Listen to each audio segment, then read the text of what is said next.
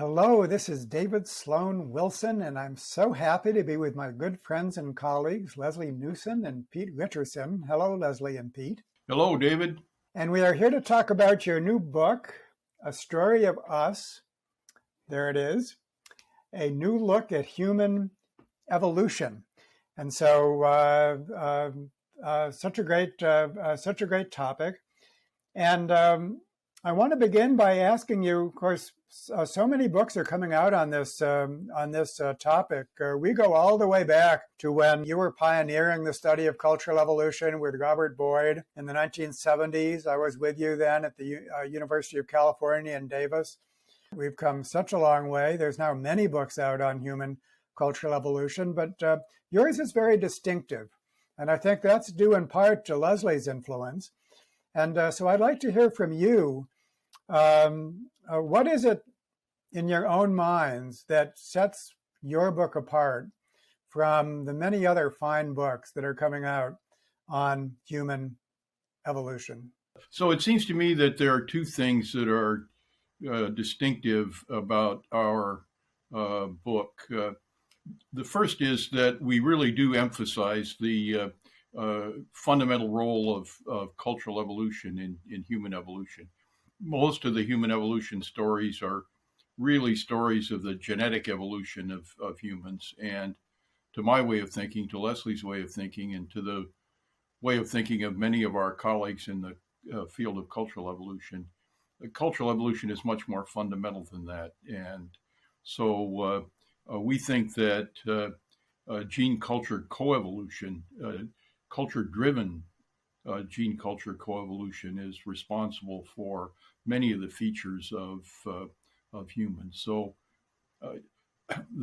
most human adaptations are fundamentally cultural adaptations, not genetic adaptations. So the whole of human biology and life history is organized around exploiting the advantages of culture. So, for example, our large-scale societies are important in cultural evolution because the more people, the better people are connected, the more cultural innovations can be passed around from one person to another. So we're really dependent upon having a large social network to support the kind of fancy culture that we have. If we take that kind of a position, then the basic tools that evolutionary biologists develop to understand evolution aren't really sufficient. So, for example, the cultural evolution includes the inheritance of acquired variation. The modern synthesis biologists were keen to get rid of the whole idea of the inheritance of acquired variation, so that it really is a kind of a fundamentally different way of looking at human evolution. The other feature of it, Lesley, of our book, that Lesley can speak to more than myself, is that we're really trying to appeal to people outside of academia.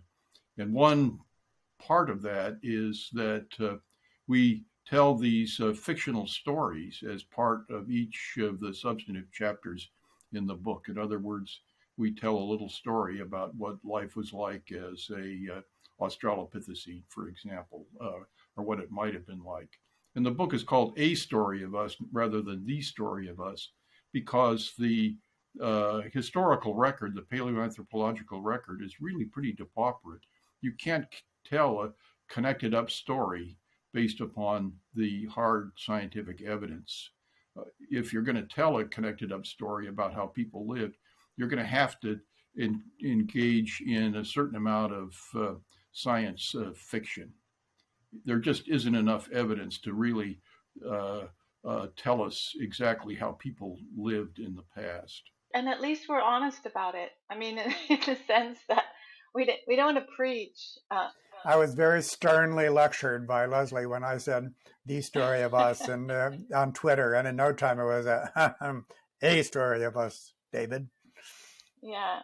Well, it's arrogant to think you're going to give the last word on anything in science, right? So the young paleontologist at the University of Arizona, Charles Perrault, has written a whole book about why the archaeological and paleoanthropological record is too skimpy to tell a completely connected up story about how people lived. The same thing is true actually of the historical record. Several years ago, Joe Henrich, and with a certain amount of assistance from Rob and I, published this this paper on monogamy. And one of the ancillary things that Rob did was organize a little symposium at the Santa Fe Institute and invited some historians about concerned with ancient societies. And the question was, what were the actual marriage patterns of Romans and other classical civilizations? And the answer is we have a few anecdotes from the elite, what the elite classical authors wrote down about, for example, the scandalous behavior of some of their colleagues with their concubines and slaves. But we have no idea even whether that really characterized all Romans or whether it was the exception. And when it comes to the marriage patterns of the non-elite, we know practically nothing. So even the historical record is really lacking in lots of details that would be necessary to tell a complete story about even life in ancient Rome. Can I come in now and say that it isn't just lack of information that leaves stuff out of stories? It's also lack of thought about what must have gone on. And I mean, because we're all in our own little world, right? We live in a modern society, and we can't help imagining that whatever happened in the past was a bit like today. And yet, a moment's more thought makes us realize that it isn't. It wasn't like today. And so there's a lot of really good room for speculation. And one of the things that I really wanted to bring to the book was that there must have been women involved in evolution. I mean, you know that Sarah Hrdy started preaching about that a long time ago. That women, if anything, must have played the major role in evolution, because what evolution is all about, bringing up children, and that was what women did. And so if you started thinking about the problems that the females had bringing up children and staying alive themselves, you just bring a much richer story. You create a much richer story. And yes, it is a bit creative, speculative, but we understand reproductive biology. We know what kind of roughly went on, and that's what I wanted our stories to do. I wanted to create stories that would make people think about the problems our ancestors faced at different stages in their evolution. And then once they read that story and kind of got washed over with a feeling of what it was like to live 3 million years ago, 7 million years ago, 100,000 years ago, then hit them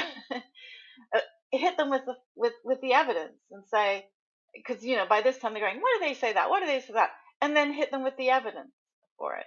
And because I think that will be a more interesting, realistic way of going about telling the story. But of course, you have to be really, really interested in it. You have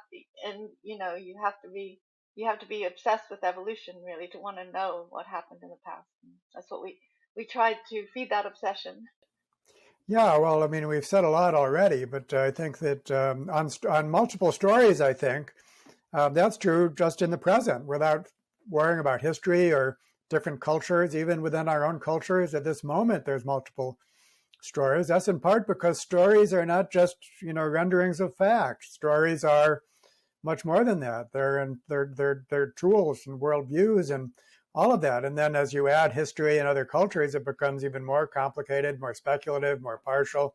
Therefore, room for still more stories. So there's that. And I think that also, Lesley, the perspective, I mean, we all have to say that, and of course, right now, male domination in all of their forms is on everyone's mind, and that goes to the science. And so the idea that the human evolutionary story is not just about what men did, it's women and children, and the whole thing is another thing which I think is certainly very distinctive about this book in comparison to other books. Yes, we have Sarah, we have others, and so on, but I think this is a big bias to correct. And then the style of the book, that you begin with the story and then you say, here's the facts that caused us to make this story. So you separate the story from the best of our knowledge, which is, in the first place, makes it very readable, and the second place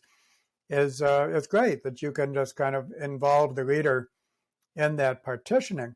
But there's still something else which is distinctive about your book, which is that it starts a lot farther back than a lot of books. And I was really fascinated that you push the history back to our ape ancestors while there were still forest apes, and then our ancestors as they moved out into the savannah.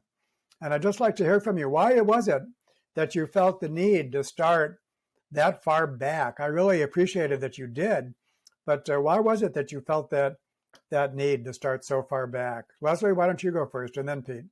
My feeling is that people who are interested in evolution but not really trained in it often look to chimpanzees or bonobos or whatever and say, well, they do it like this, so maybe that's what humans do too. And they can't help but look to what chimpanzees do.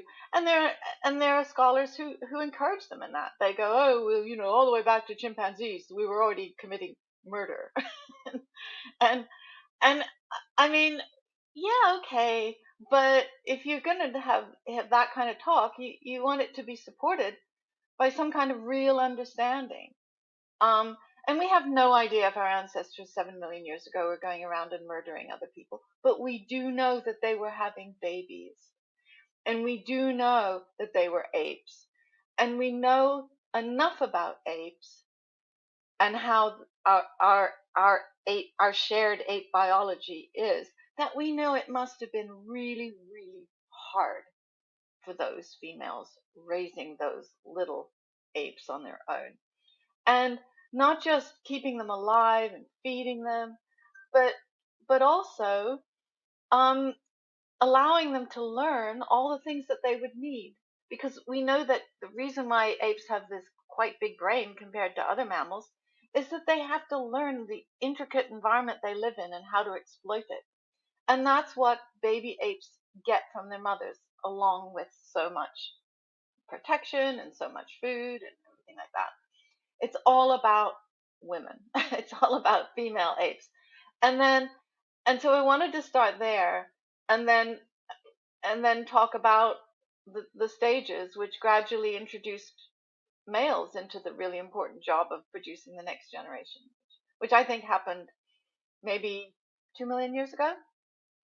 Okay, over to you, Pete. When do you think we got males involved in reproduction, other than the few seconds it takes to conceive a baby? Well, hard to know exactly when males got involved, but we certainly know by the time we get to the ethnographic hunter-gatherers, that we know from the work of anthropologists that males became extremely important because we do have these very expensive kids to raise, and without help from other women and from men, mothers just can't raise so many offspring. So we ought to point out, in case people, can I just say, I just want to say though, that we need to explain why our kids are so expensive. It's not just because they need toys and want clothes. It's because they have these enormous brains that have to grow and require so much energy and so many nutrients to get big enough.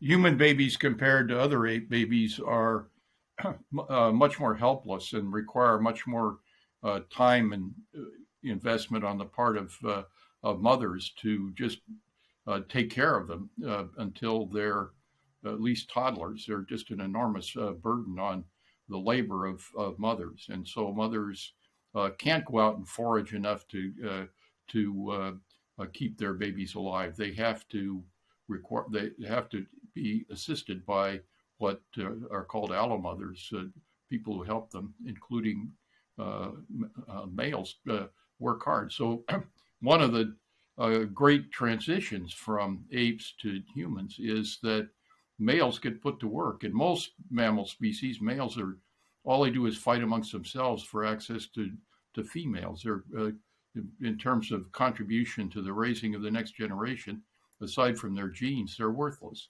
And somehow, in a few species, humans being a conspicuous example, males actually do something useful to help women with the material aspects of raising kids. They don't contribute just their genes, they contribute a ton of calories to the rearing of offspring. Protection too, protection as well.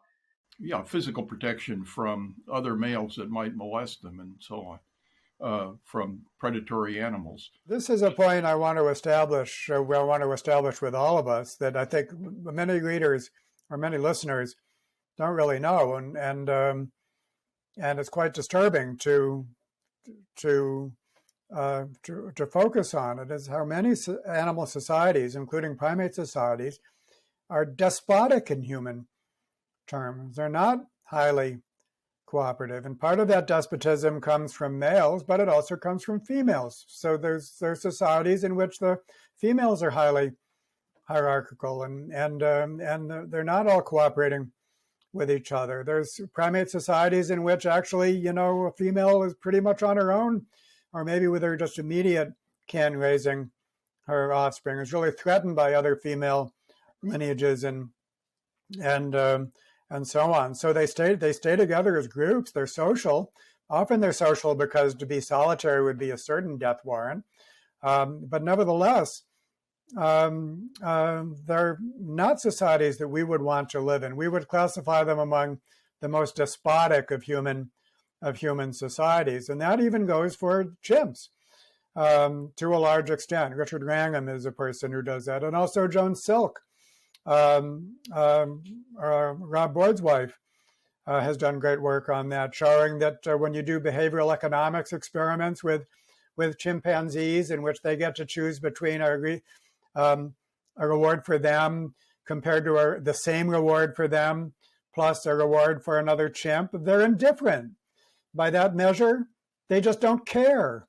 And so, and that's one of our closest relatives. A different story needs to be told for bonobos, but something happened in human evolution which resulted in basically a quantum jump of cooperation, including both females and males, that we need to understand. And I think that another thing I love about your book, and let me just take a little more in terms of general terms, that we know theoretically that cooperation can be promoted in two ways. One is social control, so that cheating behaviors are punished, to put it briefly.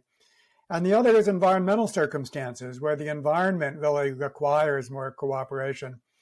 So people cooperate more in an emergency situation than during everyday life. The environment demands it.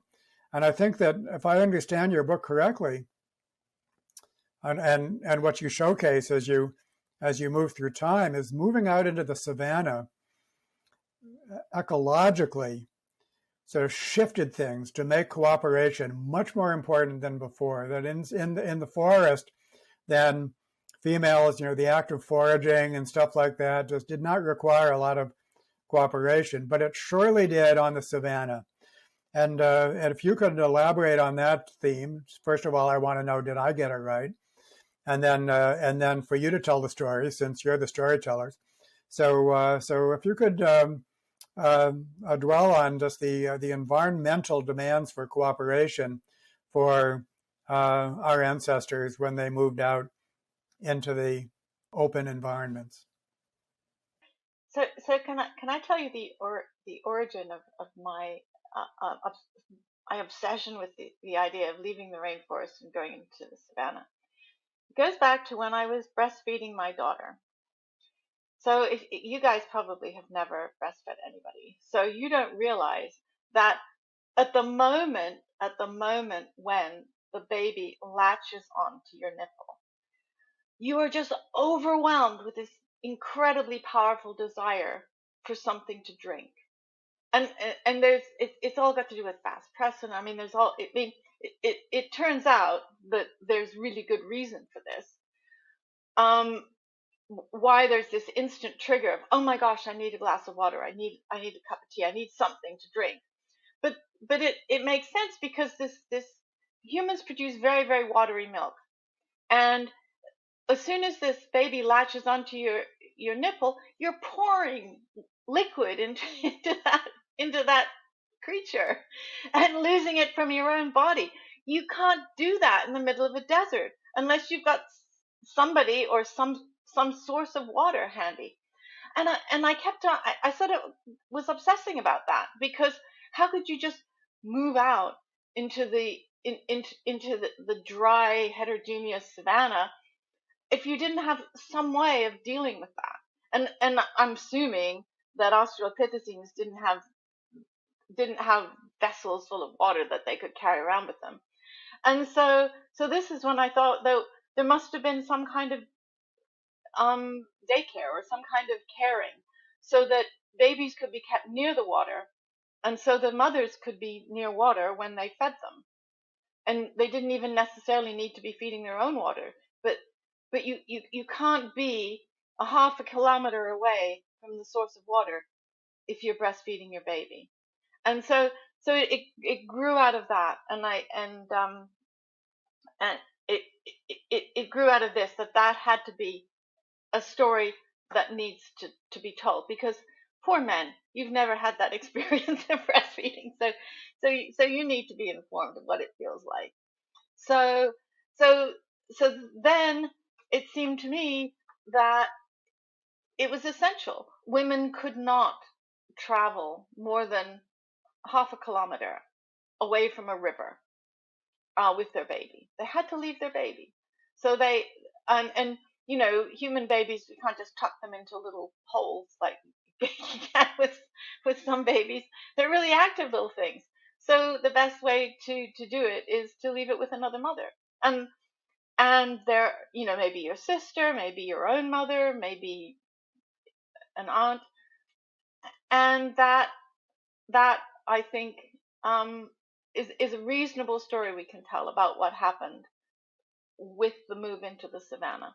So yes, cooperation between women. Not sure what men were doing. Well, it goes on, Peter. Maybe you could fill in the male perspective here, but in terms of foraging, you know, the kind of food that was being eaten, of course, defense, to chase off, you know, throwing projectiles. So fill in the speak up for our sex, Peter. Yeah, well, an alternate story you could tell is that maybe both are true. Is that out there on the savannah, Australopithecines would be terribly exposed to predation. They can't run very fast compared to quadrupeds. So how did we not just fall prey to hyenas and leopards and lions and other such creatures? We know that big cats preyed on Australopithecines. So it's certainly a plausible story that that at least one hazard of living in the savannah was predation. Now, one thing that Australopithecines, because they were bipedal, could do would be to carry sticks and stones. And you can imagine a mob of stick and stone carrying Australopithecines, males a little bit bigger than females, so a little bit meaner and tougher, traveling around on the savannah, and even big cats might be deterred from attacking a mob of stone-throwing, stick-wielding Australopithecine. Yeah, and Paul Bingham has developed that concept of basically stone throwing as one of the important adaptations, which then fed into social control. But and there's there could be an anatomical trace for that, because the ability to throw stones with high velocity, which is really one of the signature human adaptations compared to any other primate, that's a whole body kind of adaptation, and it should be, if you know what to look for, it should be reflected in the anatomy.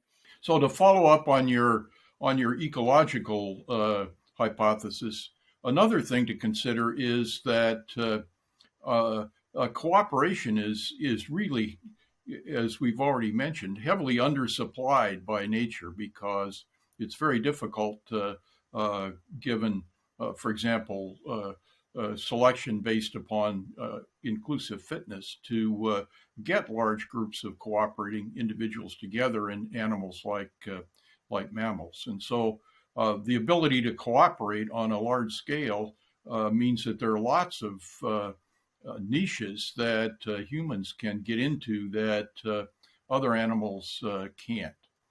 So one example is our tool making abilities. If it takes a large group of people to exchange information, to build a large repertoire of tools, and to maintain fancy tools against sort of mutational attack, then there's a whole series of niches that are open to people that aren't open to other animals, and one of these is extractive resources. So Kim Hill and colleagues have argued that the human diet is largely based upon resources that require tools to exploit, that require cooking or opening packages of seeds that are defended by very hard shells, and so it takes pounding with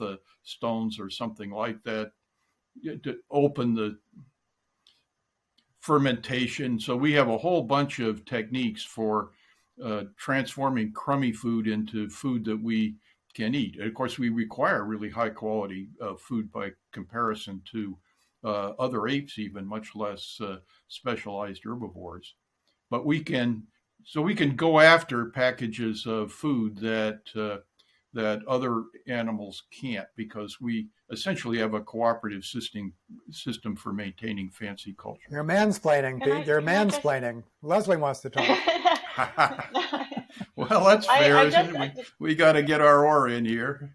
Yeah. But women use tools too. It's not like like there's a gender difference in the use of tools, I wouldn't say. Right, but I want to talk about social tools, because one of the things, this phrase that I heard and I immediately thought, what a great phrase to describe what humans have, is social tools. And so these are tools that we can use to help us work together in some ways. And even though despotism is terrible, it can actually be seen as a social tool, in as much as if you have a hierarchy, at least it keeps down the fighting. I mean, if everybody knows that Joe, you can never ever win with Joe, because he'll always win because he can beat you up. That's a useful piece of knowledge. That's a social tool. It's a pretty nasty social tool, but it's what chimps use. It's one step up from anarchism, but keep going. Right, yeah. So, I mean, I reckon, again, I'm thinking from the women's perspective, is that a really important social tool was learning to teach your children not to beat up on one another. Because one of the things about this place we're imagining, where the babies are kept and the toddlers are kept safe near water, there's going to be a lot of kids, and you don't want the big kids to beat up on the little kids, because it's it's damaging your own fitness to have the older kid beating up on the younger kid. So what do? You invent the social tool of preventing bullying by punishing it. So you say, you've got to learn not to hurt your brother, You got to learn not to steal from your brother. You've got to learn. And kids that couldn't learn that, they had to go. I mean, it was, you can't have an unteachable bully in a group. They had to go. And that meant they couldn't survive. And so I think that the social tool of parenting and making decisions about which kids to keep and which kids to pack off was the one that made selected genes for youngsters who could learn and learn that they shouldn't bully and learn how to control anger and greed and so many of the other emotions, which are potentially very damaging for cooperation. Yeah, so, but I think you're providing a parental context for a thesis which has been developed in the context of male-male interactions by Christopher Bohm, Paul Bingham, Richard Wrangham, of the need basically to control bullying. And you're basically stressing the same need among children and the role of mothers in or other alloparents in doing that. And I wanted to quote from a book I'm reading now by Tyson Yunkaporta, who's an Australian Aborigine who has written a book called Sand Talk, How Indigenous Thinking Can Save the World. So this is an Indigenous person, although one who's very familiar with modern life as well. You could call him a cultural hybrid. Is explaining Indigenous thinking to us Westerners. And he has a wonderful passage here in which he's describing the emu, the bird, the emu, and how it figures in Aborigine folklore. And he says, emu is a troublemaker who brings into being the most destructive idea in existence. I am greater than you. You are less than me. This is the source of all human misery. Aboriginal society was designed over thousands of years to deal with this problem. Some people are just idiots, and everyone has a bit of idiot in them from time to time, coming from some deep place inside which whispers, you are special. You are greater than other people and things. You are more important than everything and everyone. All things and people exist to serve you. This behavior needs massive checks and balances to contain the damage it can do. And so I think this is such a wonderful, affirmation of what we have come to as scientists. I think we have correctly intuited this need for social control in all phases of life. Women, children, men, always there will be this impulse for self-serving behavior, which needs to be controlled in addition to whatever the environmental forces favoring cooperation. No matter how strong those environmental forces are, there will be cheating strategies. And so that's, for me, so important. And if you could both just kind of speak to that theme in any context, men, women, children, any context. My way of thinking about it is that emu and chimpanzees and many other species of social animals their societies are structured by dominance hierarchies. And dominance hierarchies have exactly that vice that your author describes. Now, so it seems to me that the human analog of a individual that seeks dominance are human psychopaths. So psychopathic people believe, just as your emu does in your Aboriginal story, that everything revolves around them. They seek to exploit and dominate others in a very selfish way. Human societies are also structured by prestige. So many years ago, Joe Henrich and Francisco Heel White wrote a paper about about how human societies have these two sources of leadership, if you want, one based upon prestige and one based upon dominance. And so to get a prestige-based system, the leaders are pro-social because their status comes from voluntary grants of recognition of their leadership role by their followers. Dominance comes from the use of force or the threat of force to work your will. So in humans, the frequency of psychopaths amongst males is something like 2 or 3%. I mean, it's presumably, as your Aboriginal person suggests, it's a continuum. We've all got a little bit of the psychopath in us, but the clinical cut point would suggest that maybe 2 or 3% of human males and about half that percentage of females are psychopathic. So in the course of the evolution of us from our ancestral apes, we've reduced the frequency of psychopathy from something like 100% to something like 3%. So that's and psychopaths at 3% are still a big problem. Our jails are full of them, and our boardrooms are full of them, and they cause a lot of trouble. But human life is only possible because we've squeezed down the frequency of psychopathy to a few percent. Richard Wrangham elaborates on that theme in his Goodness Paradox book and his other books. Lesley? I'm just thinking about if throughout our evolutionary history, humans have grown up in a situation in which they have expected control.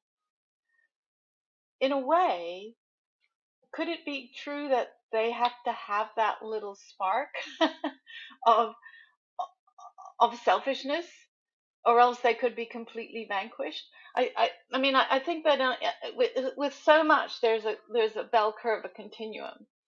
And then on the one side are the psychopaths, and on the other side are people who are just sort of so selfless. It's hard for them to survive.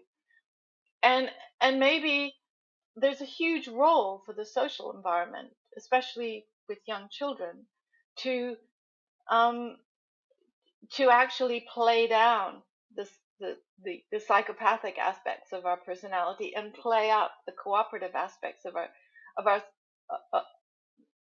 our psychology, and in ways that we haven't really explored enough, because people that haven't taken this evolutionary understanding of the environment in which humans evolved. So I think that the problem with humans is that we can't, at least so far, haven't figured out any way to be like social insects, and so to create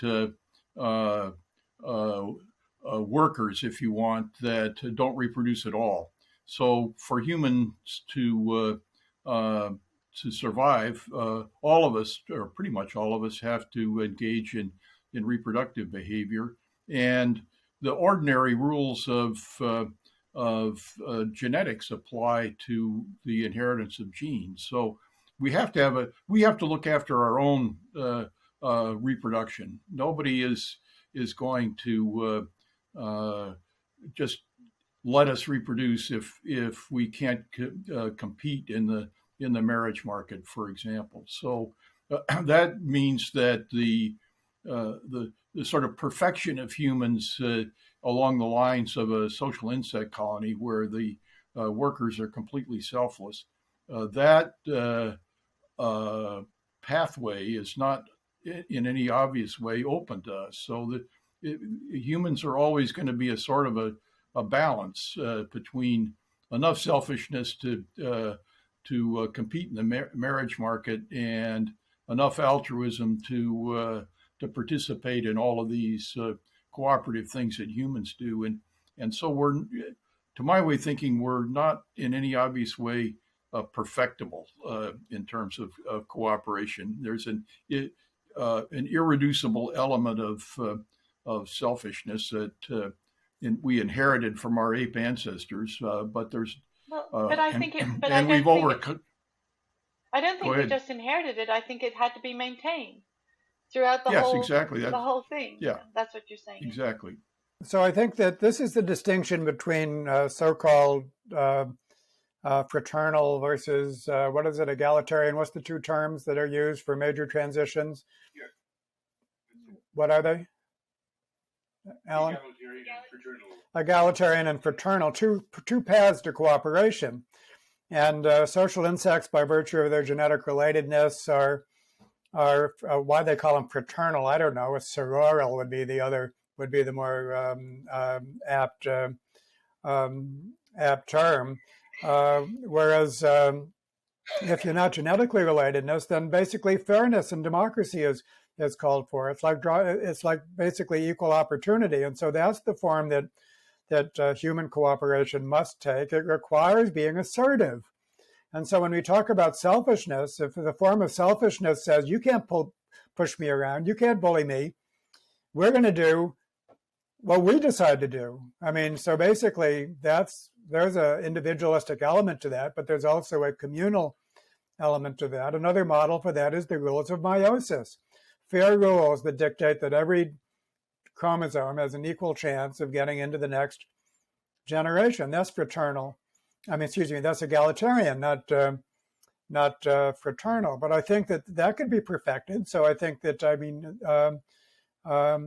and so I think that human cooperation is not intrinsically flawed for that reason. In principle, it could be so highly fraternal that it ends up being ultra social and so on. So I want to segue to kind of the cognitive dimension. Before we move on, can I just say, isn't that what we need social tools for? I mean, it's going to be a cultural solution, and we're going to have to develop in our culture tools so that we can look at the rough material that our genes provide us with, and teach us how to be cooperative and yet maintain our autonomy to some extent. The entire concept of morality hinges on this. The whole nature of moral systems, with its obligatory dimension and its voluntary dimension, hinges upon this. If that's what you mean as social tools, then that's absolutely right. Moral systems is like the system that evolved in order for this to take place, basically, is the way I would put it. Pete, please. So social scientists use the term institution. So they argue that human societies are bound by more or less formal rules of morality, if you want to put it that way. And that is one of the distinctive features of our use of culture to organize our social systems. As far as I know, there's only the most rudimentary and controversial examples of institutions in the societies of other organisms. Yeah, so we've already segued in the direction I want to go, which is the mental cognitive component of all of this. How did this reflect itself, manifest itself as our distinctive human cognition? And just to put my own view on for you to comment upon, I often refer to it as the cooperation came first hypothesis. First, we became very cooperative, and then that cooperation took on both physical and mental forms. But just about everything that's mentally distinctive about our species is a form of cooperation. So cooperation came first, and then a distinctive and a distinctively cooperative form of mentality emerged. Of course, that includes the capacity for symbolic thought, and language as one kind of symbolic thought. So as you talk about your own understanding of this, please comment on the cooperation came first hypothesis. Lesley, why don't you go first, and then Pete? Well, I think that as soon as people started raising children together, they that that was a huge step on the road to cooperation, right? Um, it meant that you were no longer you were you passed on your genes to your child, to your own genetic child, but um, there were other children too that you were giving everything that was necessary for them to become an adult. I mean, what could be more cooperative than that? And yeah, I think absolutely it came first. A good question is though, meerkats are really, really cooperative. How come they're not like us in other regards? And I guess it's because they're not cultural, not as cultural, not as capable of having complex culture that can shoot them forward. Um, so yeah, I think cooperation came first, but something else came after. Yeah, well, the capacity for culture. So, Peter, go ahead, take carry the baton there.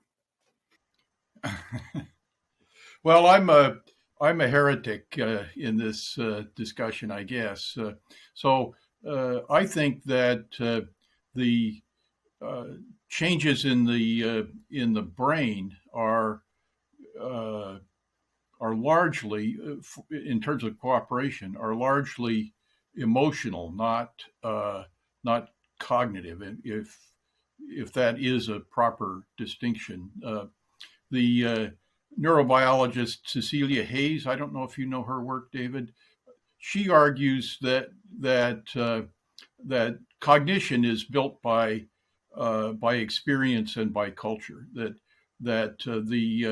The neocortex, to make a crude story about it, is culturally constructed. Not there's no genes involved. But then the mechanism by which it is constructed has a lot to do with reinforcement, and reinforcement uh, is in is generated by the emotional circuits. So, a neurobiologist by the name of Jack Panksepp had this idea that there are, I think he described about 6 or 7 uh, emotional circuits that are highly conserved in mammals and can be investigated in things like rats. And humans have the same basic emotional structure as rats. Now, the differences are twofold. One is that uh, evolution can modulate these emotion centers, and the most conspicuous modulation of the emotional centers in humans compared to most other mammals is that we're really tame. We're really uh, not nearly as aggressive as most other So mammals. this is the self-domestication hypothesis. That this is closely related to the self-domestication hypothesis, exactly. And or Rob and I called it a different thing. Uh, we called it the social emotions, the modulation of the social emotions. This goes back to Darwin's idea that humans had these emotions like empathy uh, uh, and patriotism that were much stronger than other animals. So we could develop these tribal scale social systems. And then the other biological difference is that we have this huge cortex uh, uh, that is built by in developmental time by learning and social learning.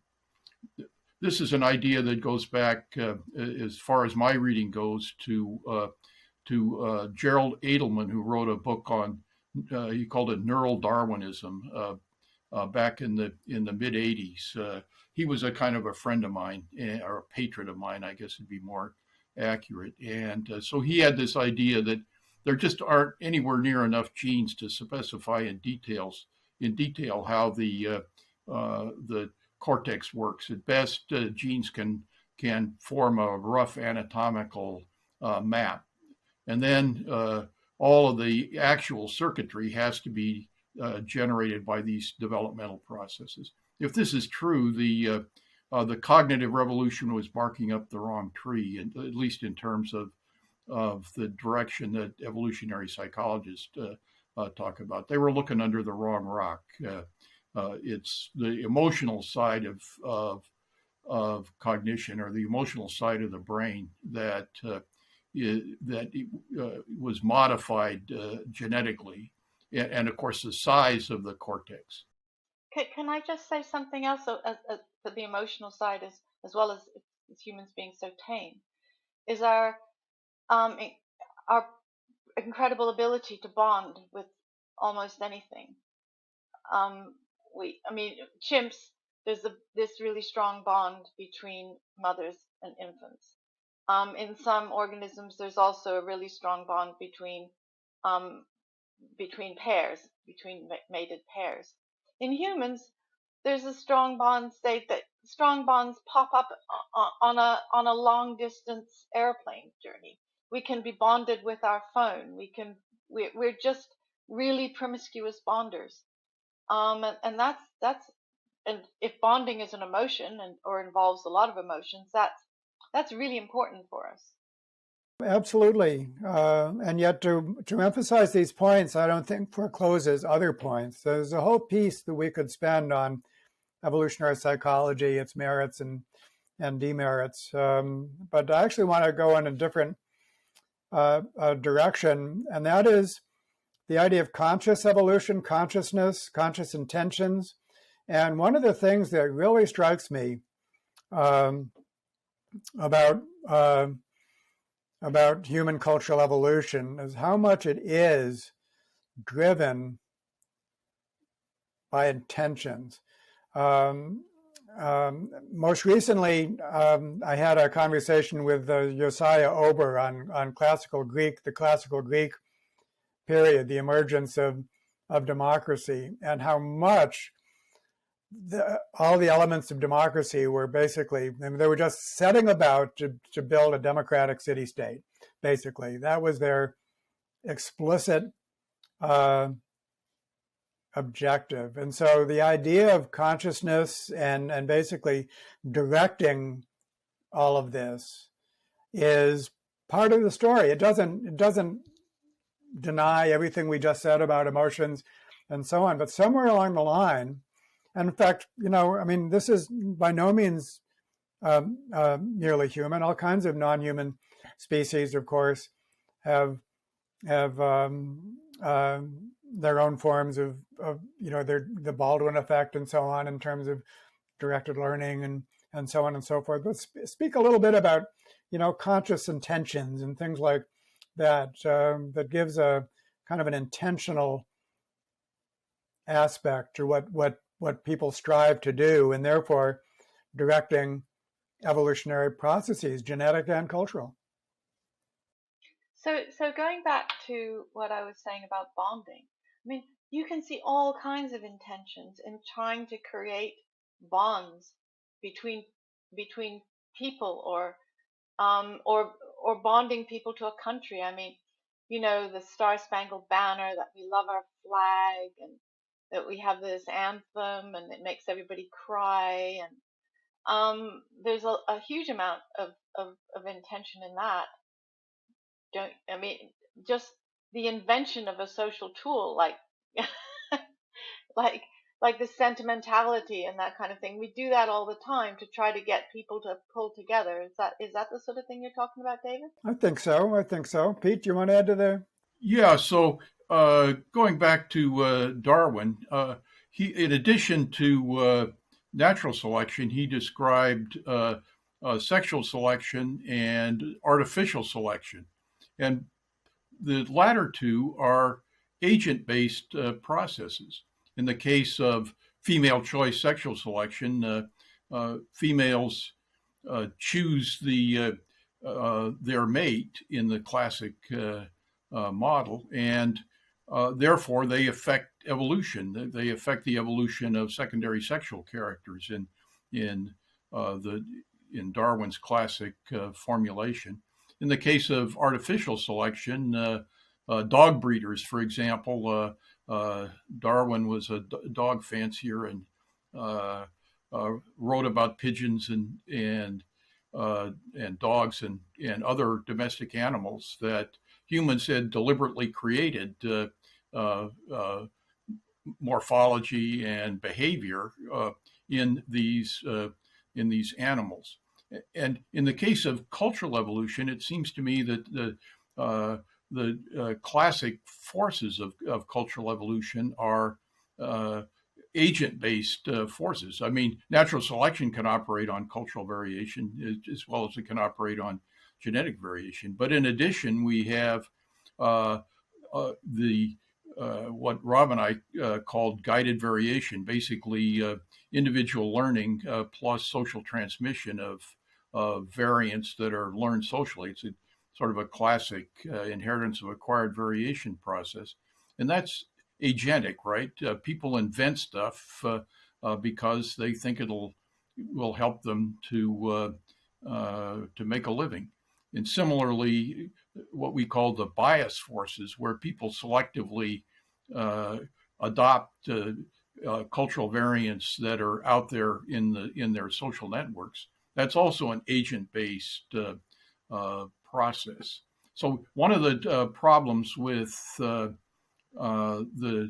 modern synthesis, it seems to me, is it downplayed those kinds of forces in favor of natural selection on random variation. And so cultural evolution is fundamentally different. Well, it's not fundamentally different. It's quantitatively different from genetic evolution in the relative importance of these agent-based forces. So I think that emphasis on that point is just what you were pointing to. Yeah, I mean, it makes you realize how much the modern synthesis was a constriction of thinking around Mendelian genetics, even leaving out such things as the Baldwin effect, which was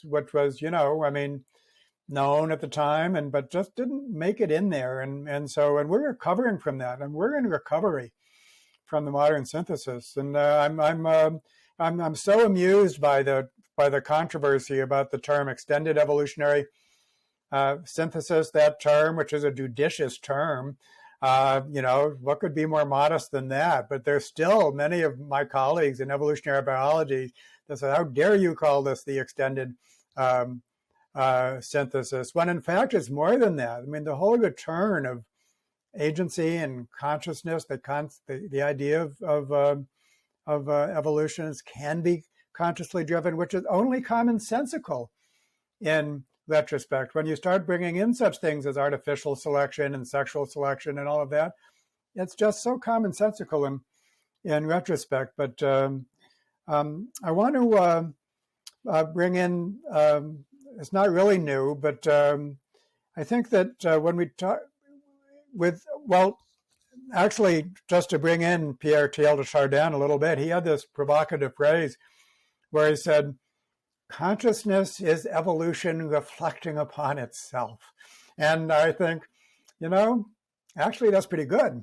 What exactly does that mean? But when you think of what's going on inside the head with our such things as, the scenario planning and storytelling and so on, really is some variation and selection process going on internally, which then gets played out externally. So the idea of consciousness being a kind of a evolutionary process, yet another evolutionary process built by another evolutionary process, just the way cultural evolution is an evolutionary process built by genetic evolution. So what do you think about the idea of consciousness as evolution reflecting upon itself? Seems a bit metaphysical to me, but never mind. Consciousness is an interesting concept. I mean, it intrigues a lot of people, but my take on consciousness, I got from this neurobiologist Merlin Donald. I don't know if you know him or his work, David, but he said, well, consciousness, we know all about consciousness. Every night we're unconscious and every day we're conscious. And so it is with every other organism we know very much about. Sometimes they're conscious and sometimes they're unconscious, and so it's not a very mysterious concept really. And the metaphysicians have reified it into something that is uh, terribly abstract and self-important. Lesley, what do you? Then I have another chapter to bring into our conversation. Yeah, it just seems like to me that the whole consciousness thing seems like such a hard problem.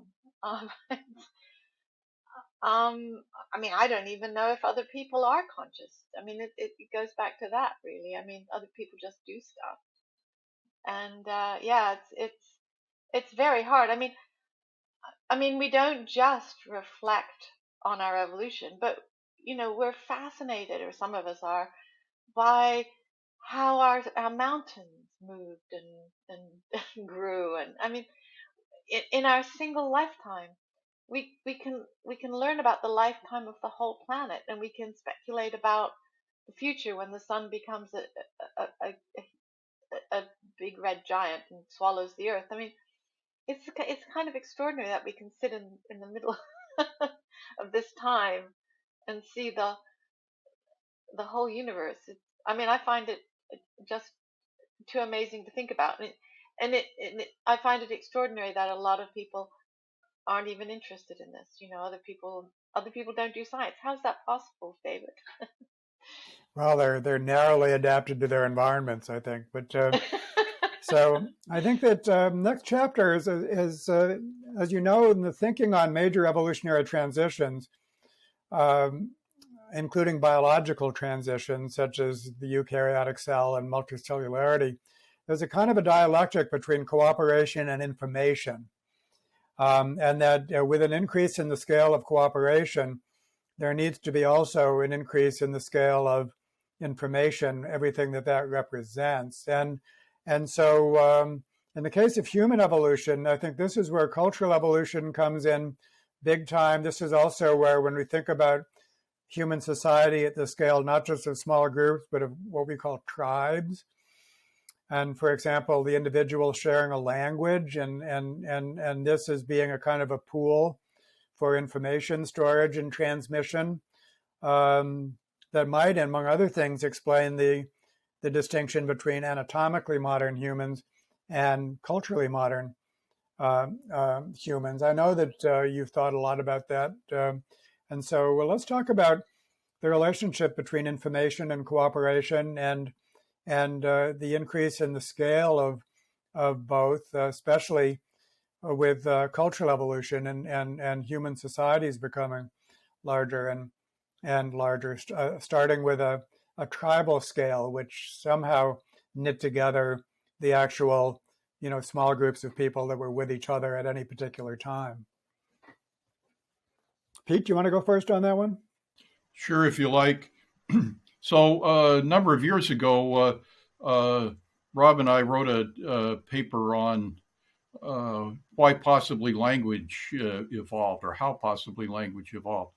And I think that there are two interesting features of language from a evolutionary point of view. One is the thing that you pointed to was the tribal aspect of it. Tribal cooperation is based around a common language, typically.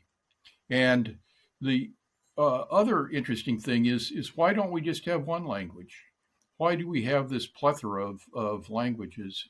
And our speculation was that it's important not to listen to some other people, particularly people from different tribes who may have completely different ideas about how to solve games of coordination and cooperation. So if you imitate the social mores of your neighboring tribe, they're liable to conflict with the social mores of your tribe, and you'll get all scrambled up in crossways with your fellow tribesmen. So on the one hand, as we've discussed already, having a wide social network and lots of communication with other people is critical to having complex cultural adaptations. On the other hand, not communicating with people who have different cultural adaptations may be a real problem. Rob and I wrote a theoretical paper a long time ago now on why you shouldn't listen to your neighbors if you're on an ecological gradient.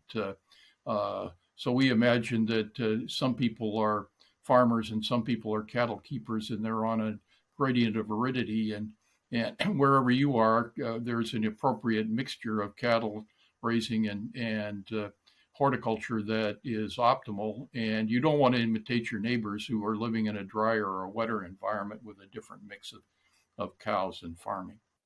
Yeah. I learned when I learned that there's actually some languages that are not just a matter of isolation by distance. There's people that mingle with each other. They're multi-languages, and they remain separate languages, despite the fact that people are actually even intermarrying among those languages. Those languages remain separate. I was amazed by that because I always thought it was just a matter of just isolation by distance. But this made something much more complicated about language, that even people that mingled with each other might have separate languages, which speaks to the kind of thing that you're talking about. Yeah, people strategize over these boundaries, cultural boundaries. In addition to language, of course, there's dress and dialect and diet and a bunch of other symbolic differences between groups. So generically, Rob and I speak of these symbolically marked social boundaries.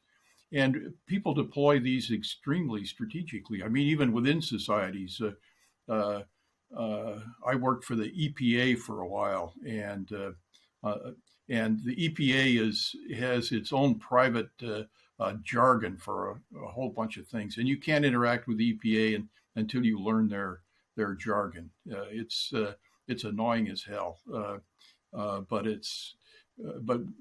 we have all college professors have an annoying bunch of symbolic markers, and I run into this in scientific meetings sometimes because there are always a few non-academics that drift into these meetings, and typically they complain that they're frozen out by, as soon as somebody detects that they're not a card-carrying academic, they turn their back on them. They're just rude. This makes me want to ask David and Alan how they intend to get over this problem of, even if we have Google Translate, allowing people from different cultures to share information. How is it going to be possible, especially when we see now that our close relatives sometimes don't seem to be on the same planet as us when it comes to believing in global warming or believing in vaccination or democracy? Or how do you see us getting over this hump that we've suddenly found ourselves at the bottom of? So I think this is actually, we could turn this into an important part of our conversation, is that human society has always been fission fusion. People have always participated in many different types of groups. Each type of group called for certain norms and appropriate behaviors and so on and so forth. And danged if we're not so good at this as a species, that not only are we capable of living in cooperative groups, we're capable of living in many of them and recognizing the context and adopting the right behaviors for each one. Irving Goffman, the old sociologist, was one of the people who really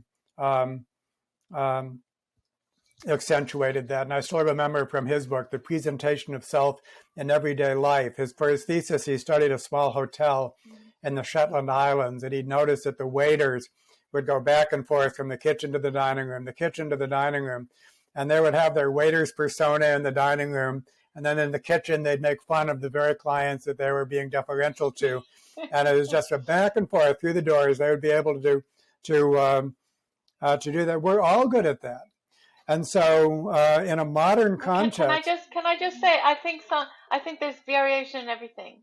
And I think that some people are better at it than others. Yep, of course, of Partly course. partly for genetic reasons and partly for cultural reasons. Yep, absolutely. And so what that means is, in a modern context, is that you can turn that to your advantage, and you can bring people together that are different. They're not on the same page, none of that.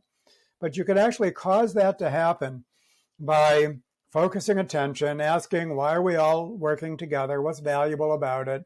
So on and so forth. That's what Elinor Ostrom's first core design principle is, a strong sense of identity and purpose. And then you could build in other things, which are basically anti-cheater devices, monitoring, equitable decision making, all of these things.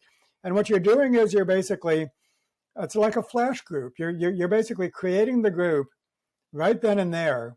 And because we're such geniuses at being at operating in multiple groups context, you could actually do that.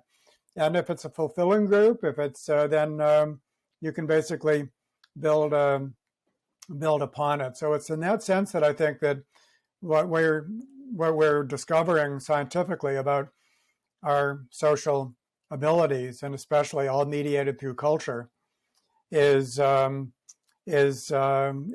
that could be turned into a practical change method. Basically, we could use that to manage the cultural evolutionary process. Okay, so one way to think about cooperation is still quite individualistic. We think of individuals cooperating, but remaining kind of individuals in their own mind and thought processes. But then we can think about cognition itself as becoming a group process, something like a group mind. And that sounds like science fiction until you start to study the social insects. And we have that wonderful work by people like Tom Seeley and Deborah Gordon, in which really the idea of the individual as being a bit more like a neuron than a decision-making unit in its own right is actually very well documented. And in the early days of social psychology, as you know, that was kind of more customary to think that way. And then it lapsed. Kind of the last 50 years has been an age of individualism, methodological individualism in the social sciences, but it's coming back.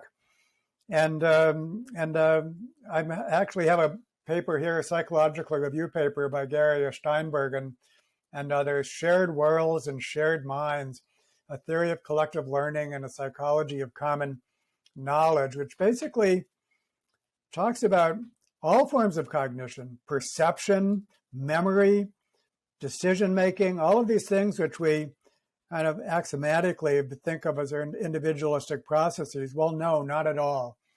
Even at the small group level, these things are really collective. And so that's, I'd like to have your thoughts on this idea of collective intelligence, group minds, first at the small scale, something that basically evolved as part of the package of human cognition. And then we can expand it through technology, of course, to talk about the global brain and things like that, what that might mean. But first at the small scale. So do you think about kind of collective intelligence in this way? Have you done much thinking about that? Lesley first and then Peter. Well, I tried to use a story in our book to help people understand how having, even 1.5 million years ago, having a collective consciousness could be really practically useful. So we were talking about how a group of humans had to go out and be a group, and in that way they were able to fight off scary animals. What happened in our story is that there were 3 hyenas who brought down a buffalo, and they were standing on it, and they needed, and the early humans needed to get some of that meat, and so they needed to scare the hyenas off, and the hyenas were much bigger than they were. But by working as a group, all shouting together, all having confidence in themselves, as not a bunch of individuals, but as a giant, noisy, confident, big animal, as long as they kept that in their mind, that they were that together, that they could scare off these large hyenas. I mean, of course, we have no idea if this happened 1.5 million years ago, but we can easily see how it would have been useful. And so go from that um, to lots of other things. But that ability would have been useful for us, and remains useful for us. Great, thank you. Peter? Well, on the cognitive side, Rob and I think of human groups as a problem-solving collective via the creation of culture. So if each of us had to create our culture for ourselves, it would be an impossible task. Learning is expensive. So what we do, in effect, is share out the task of learning among all of us. Everybody's trying to learn, and if I make a small improvement in the mousetrap, I can communicate that to the rest of my group, and someone else in turn can make another modification that improves it. So each of us does a little bit of work in creating and learning, but we share it, and so the otherwise impossible task of creating complicated technology or complicated social organization is a shared task. And that so the idea of calling this collective consciousness or something like that, if that term appeals to you, I'm happy with that. But it seems to me the concrete aspect of it is that the task of innovation and curation of ideas is a shared task operating through our extensive social networks and through time. So we inherit the culture of our ancestors and often make little improvements on it and transmit those improvements. Now, a second thing that I think is important, that's the sort of the cognitive side, if you want. On the emotional side, people form attachments to the social groups that they belong to. I think you've alluded to that, David.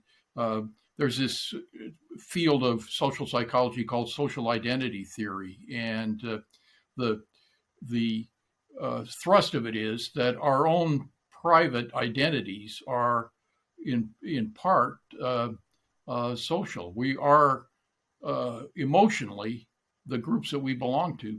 You see this in phenomena like sports fandom. I mean, it's pretty crazy. But so professional sports are in the business of selling a tribal identity to you.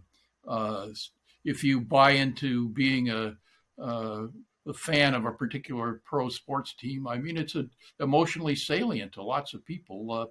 Rob, for example, was a 49er football fan because his father took him to games when he was a kid, and he got into it really early. And in the heyday of the 49ers, he could barely watch a 49er football game live because he was so emotionally upset when they lost.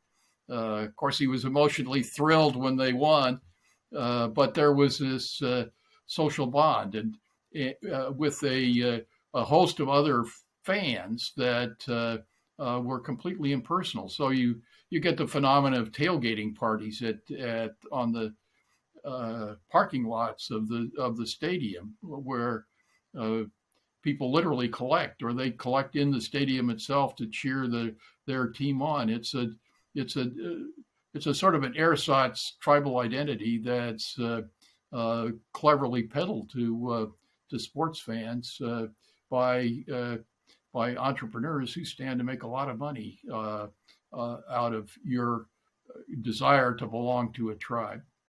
Do you think this is a modern phenomenon?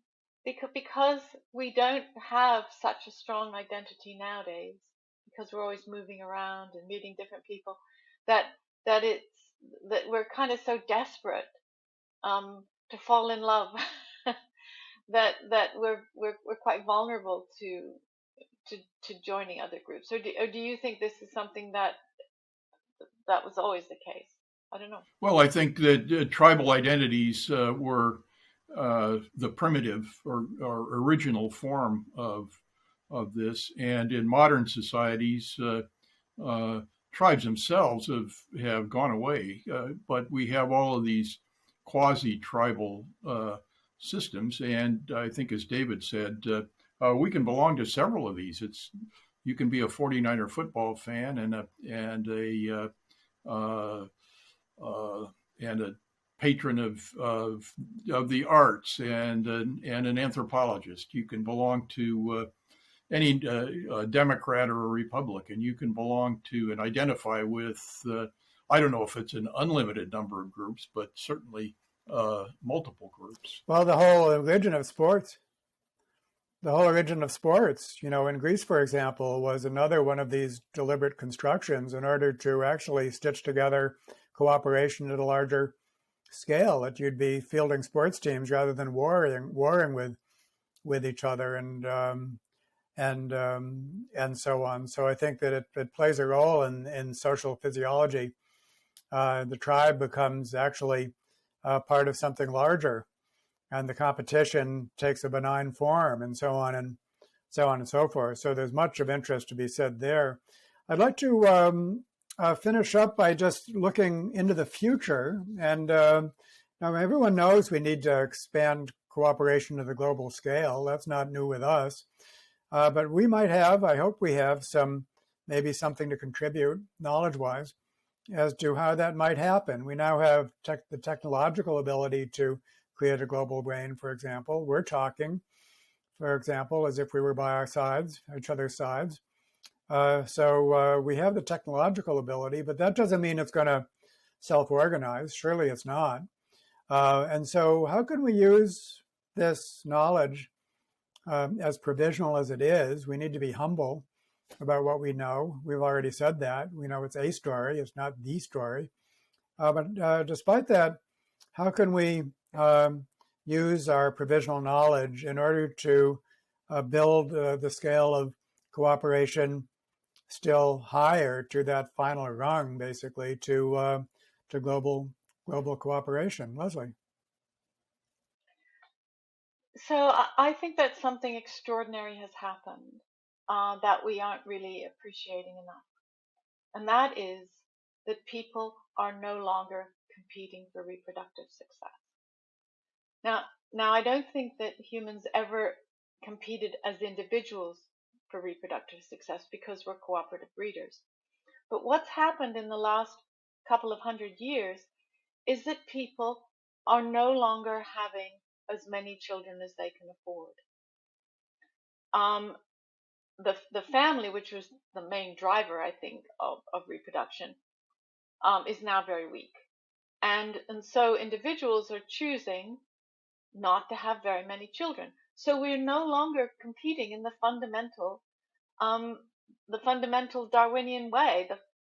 So in the future, there's going to be no longer this competition that we're still experiencing now for resources. In the lifetime of today's children, probably the world's population is going to start to diminish, not because of war, not because of toxicity, but just because people aren't having that many children. And I don't think that we've really grasped that. And we haven't really grasped what that means. What do you think about that? I think it's a great point, and a point that not many people appreciate. So Peter. Well, it seems to me that the history of the last a century or so already points to a lot of progress on this project of creating a global social system. The necessity for this has been obvious to people since the creation of weapons of mass destruction before World War I. In the aftermath of World War I, we created the League of Nations. Now, the League of Nations was a feeble thing by comparison to national political institutions.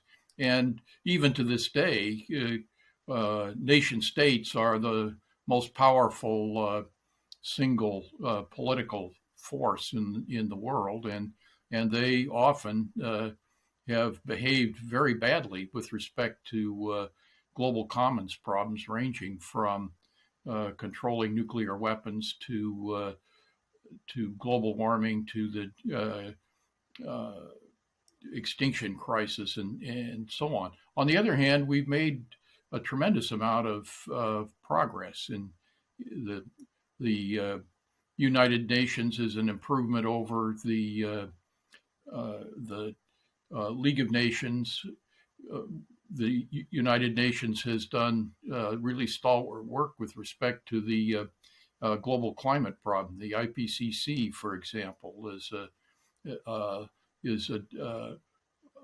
well, it won the Nobel Peace Prize, right, for its contribution to turning basic science, basic atmospheric science, into recommendations for policy. Now, this is all really great stuff.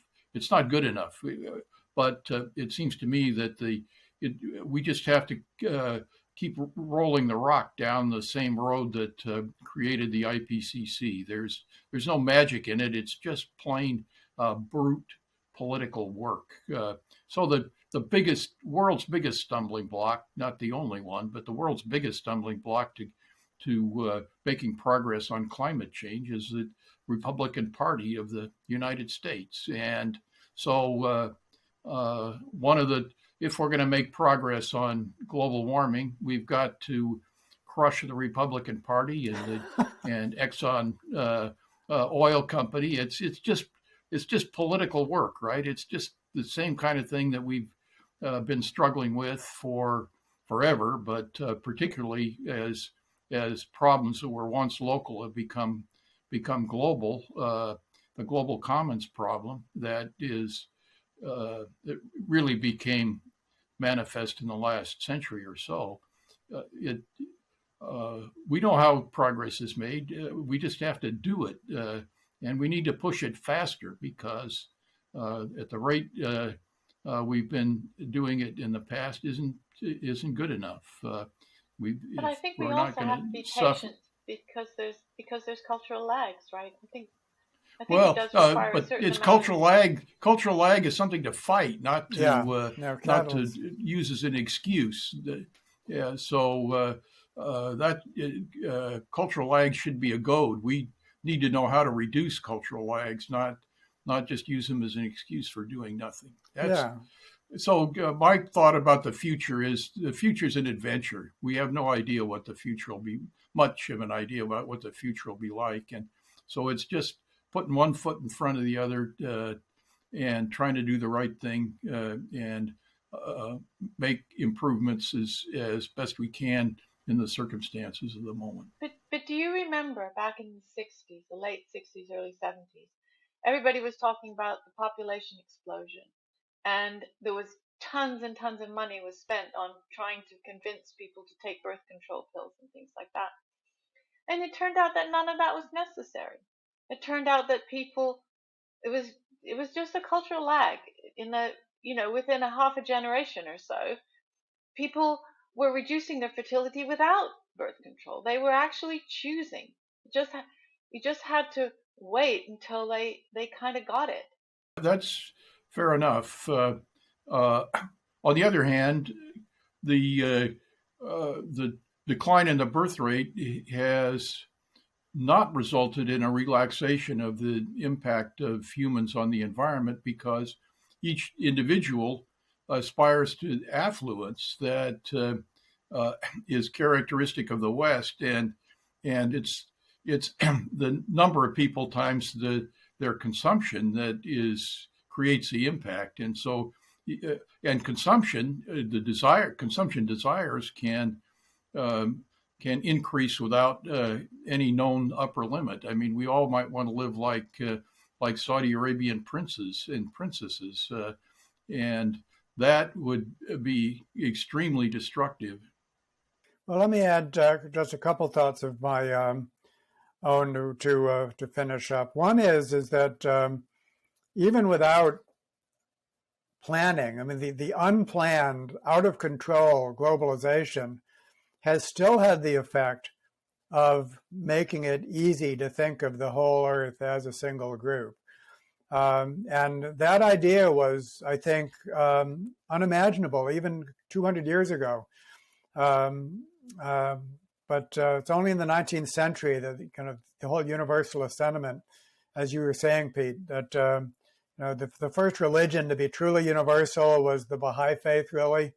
That was 19th century. But now the more things are truly global in terms of economic processes and just the massive mixing.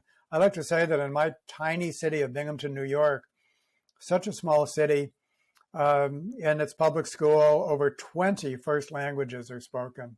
That's how much mixing has taken place. The average kid in Binghamton, New York, their friends come from 20 different places on Earth, different primary languages. And so with all of this technology, it's almost like so reasonable to think of the whole Earth as something that needs to be cooperative, whereas before it was unimaginable. So that's encouraging. But then secondly, I think back to our particular ideas of cooperation and evolution, they're scale independent. And so the same dynamic that's needed for cooperation in a small group is needed for cooperation in the global village. And the more we actually convey this worldview, make that sensible to people, as opposed to other narratives, such as the narrative of laissez-faire, that the pursuit of self-interest just automatically permutes to the common good. That our narrative and our worldview, actually, if it could become more pervasive, then even the Leviathan organizations that are currently part of the problem, the nations, the corporations, the big tech companies, if they actually had a change of perspective, they could actually become part of the solution, not part of the problem. And we wouldn't just have to endlessly oppose them politically. We could actually win them over conceptually. And I think that is not naive. I think that actually is possible. And so I think that's why our knowledge, as provisional as it is can play an important role, just conceptually. And that's one of the things that keeps me motivated. So any final thoughts, my friends? Final thoughts, and then we'll end this. Well, I agree with you, David. It's just that the nation state and these other parochial kinds of attachments are hard to overcome, and so it's a struggle to do it. That's all, and we need to engage in the struggle. Is my only recipe. You're right.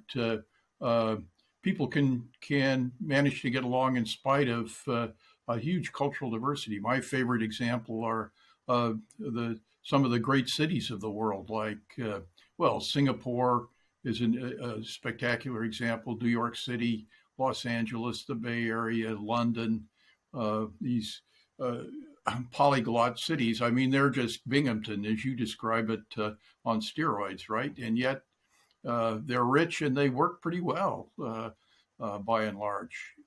And all of those parochial divisions exist, but the politics of those great cities manage those divisions fairly well. I mean, we saw the conflict in New York City between the Hasidic Jews over and the rest of the city over COVID restrictions. So there certainly is plenty of conflict in those great cities, but by and large, the problems get solved. Yeah, thank you. That's great. I just think we need to put our heads together and make up some stories that people can buy into, because it'll be a lot easier for them to see see a better future if we can create many stories of better futures. Yep. A world that our children can live in, Yep. our grandchildren can live in, our great grandchildren can live in. Yeah.